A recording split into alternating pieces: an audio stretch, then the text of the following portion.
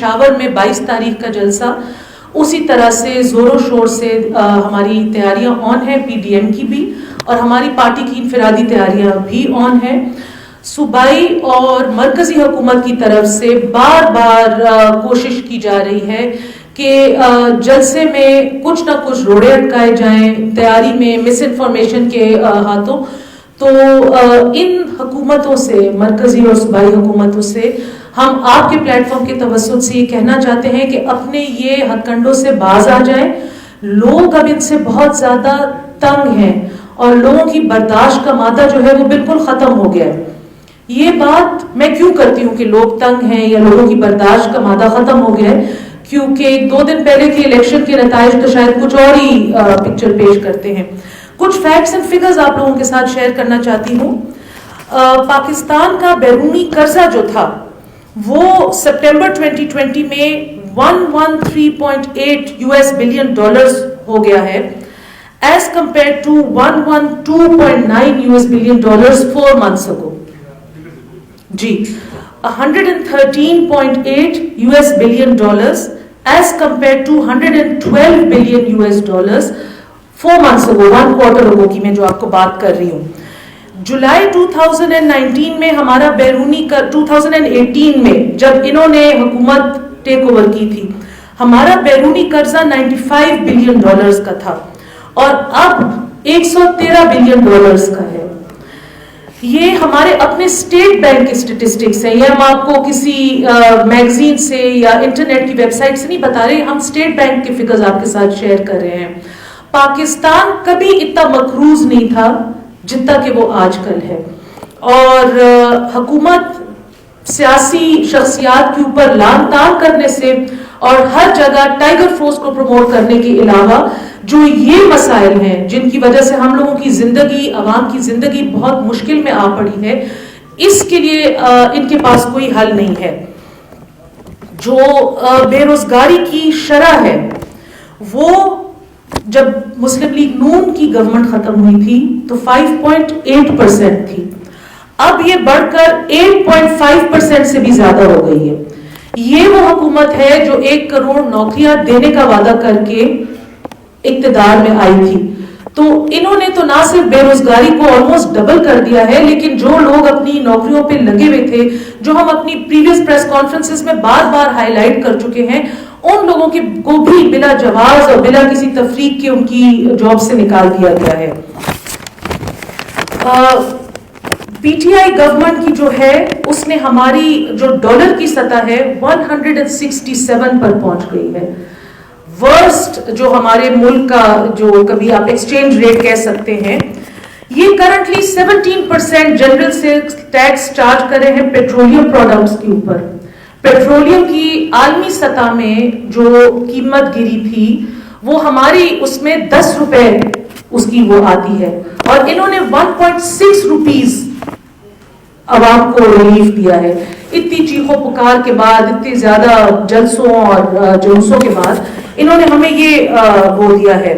The government during October has charged 30 rupees جو maximum levy ہے on petroleum items، اور یہ اپنی لیوی ہی کم کر سکتے ہیں کیونکہ عوام کی تو چیخیں نکل گئی ہیں، اور جس سے بات کریں، جس دکاندار سے بات کریں تو کہتے ہیں پیٹرول کی قیمتیں زیادہ ہو گئی ہیں، اس لیے ہم نے باقی اشیاء کی قیمتیں بھی کم کر دی ہیں۔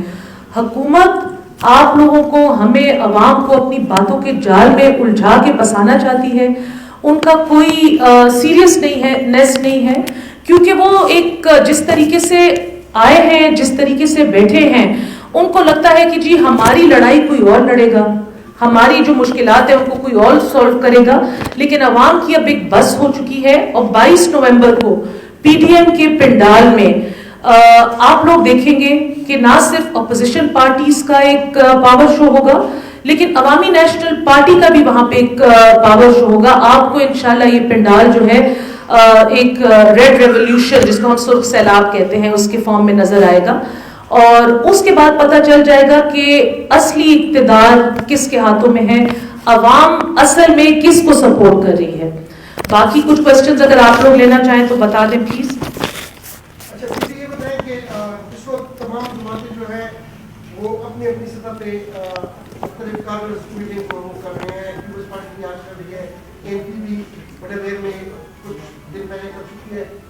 क्या आप नहीं समझते कि निचली सतह पर तमाम पार्टियां मिलकर इस तरह प्रोग्राम करें तो इससे ज्यादा आपकी कुवत नहीं बढ़ेगी और एक इत्तेहाद का तासुर ऊपर तक नहीं जाएगा आवाम की? देखिए जी, इत्तेहाद का हमारा तासुर है, लेकिन जो पीटीएम के प्लेटफॉर्म पे जो बड़ों ने जो स्ट्रेटजी बनाई थी, फिर हमने प्रोविंशियल लेवल पे भी जो बात की थी, तो हमने सब ने अपनी जिम्मेवारियां शेयर कर ली हैं। यूनियन काउंसिल के लेवल पे, विलेज काउंसिल के लेवल पे हमने कहा है कि हम इनफिरादी तौर पर अपने वर्कर्स को मोबिलाइज करेंगे, क्योंकि आपको पता है इतनी बड़ी सतह का जलसा पेशावर में काफी अरसे बाद हो रहा है। सिक्योरिटी की भी बड़ी स्ट्रिक्ट चेक्स होंगी, लोग किस तरीके से आएंगे, कौन सा रूट लेंगे, कहां से गाड़ी पकड़ेंगे, उनको मास्क और सैनिटाइजर कहां पे सप्लाई होंगे, तो ये सारी बातें थोड़ी सी टेक्निकल हैं। इसलिए हमने एक हजूम नहीं बनाया, हमने अपने अपने जो क्राउड्स हैं उनको डिफरेंट लोगों को जिम्मेवारी सौंपी है कि वो उनको अच्छे तरीके से, सेफ तरीके से उस दिन जलसागाह तक पहुंचाए।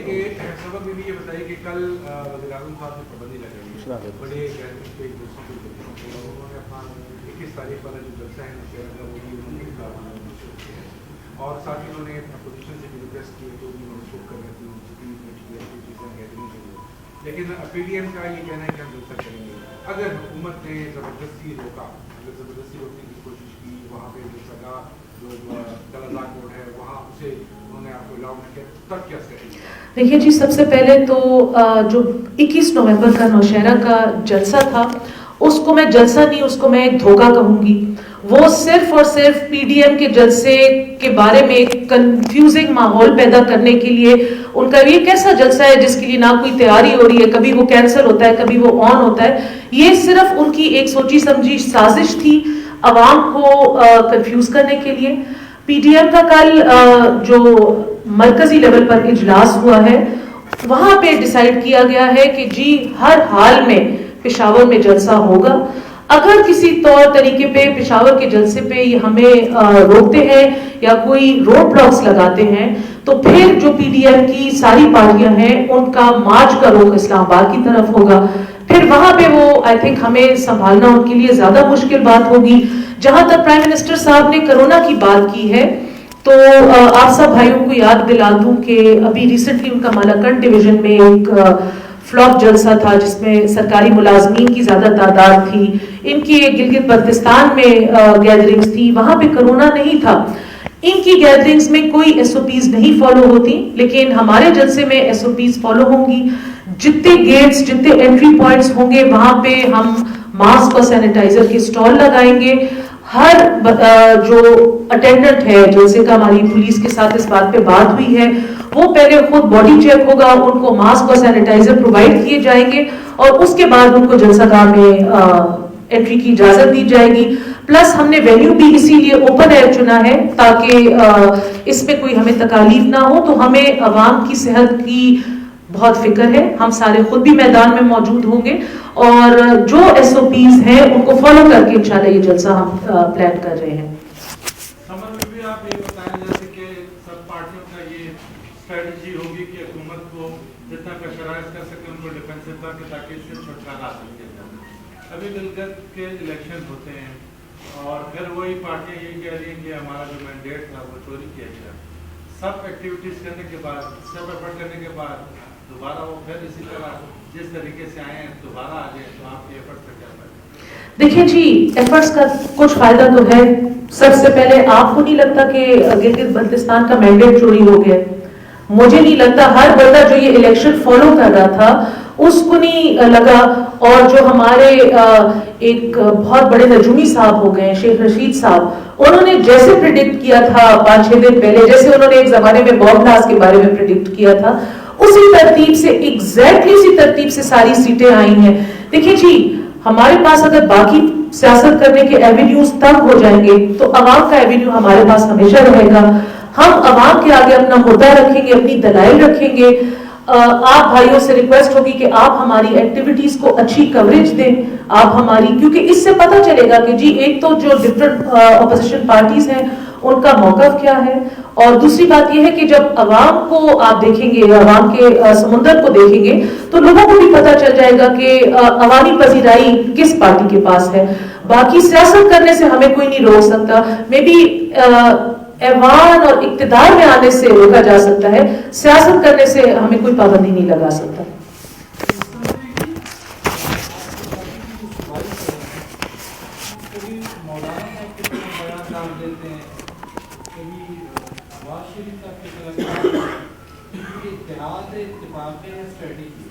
نہیں جی, یہ ہمارا ڈیفینیٹلی اتحاد ہے, ایسی کوئی اسٹریٹجی نہیں ہے. عموماً آگے سے کبھی کوئی سوال آ جاتا ہے موسٹلی NRO کے بارے میں یا اس قسم کے بارے میں, تو اس میں ہمارے صوبائی صدر کی اس کوئی بات کو آؤٹ آف کانٹیکسٹ میں کہتی ہوں لے لیا جاتا ہے.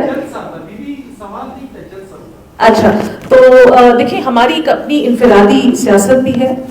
ہم منیمم ایجنڈا پہ اکٹھے ہیں, جو جس کو آپ کہہ سکتے ہیں to remove the selected government and to have free fair and transparent elections.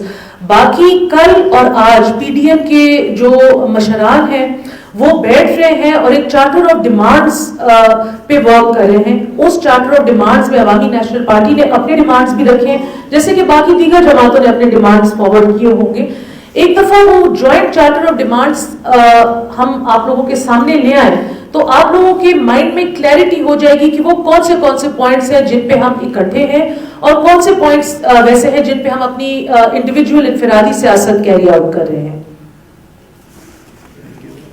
جی انشاءاللہ ایک دفعہ پھر آپ سب سے امید ہے کہ ہم 22 تاریخ کو اپنے سرخ پوش کراؤڈ کے ساتھ, کیونکہ ہم سارے لال کپڑوں میں لال لباس میں جو ہمارے بڑوں کی ٹریڈیشن ہے اس میں آئیں گے, میلز فیمیلز دونوں, اور ہم پشاور میں ایک نیو لک کے ساتھ انشاءاللہ عوامی نیشنل پارٹی نئے جذبے کے ساتھ اس جلسے میں آئے گی.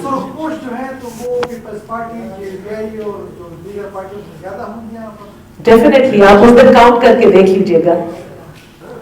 سارا لال لال لہرائے گا. جی ہم تو لڑنے والے لوگ ہی نہیں, ہم تو عدم تشدد والے لوگ ہیں. ہم پہ تو لوگ مار دھاڑ کے قتل کر کے کنارہ کش کر دیا, ہم تو پھر بھی نہیں لڑے, تو ہم جلسے میں کیا لڑیں گے.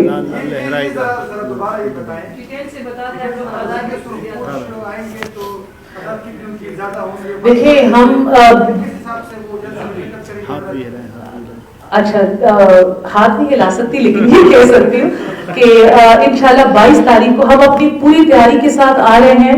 ہم اپنی جو روایتی جو ہمارا سرخپوش لباس تھا, میلز فیمیل سارے وہ پہن کر آ رہے ہیں. آپ کو انشاءاللہ پنڈال لال لگے گا اور آپ باقی ساری پارٹیوں کی بھی قوت دیکھیں گی, اور آپ خیبر پختونخوا میں عوامی نیشنل پارٹی کے ورکرز کی قوت, ان کا جذبہ اور ان کا سرخپوش لباس سب آپ لوگوں کو 22 تاریخ کو کلیئر ہو جائے گا.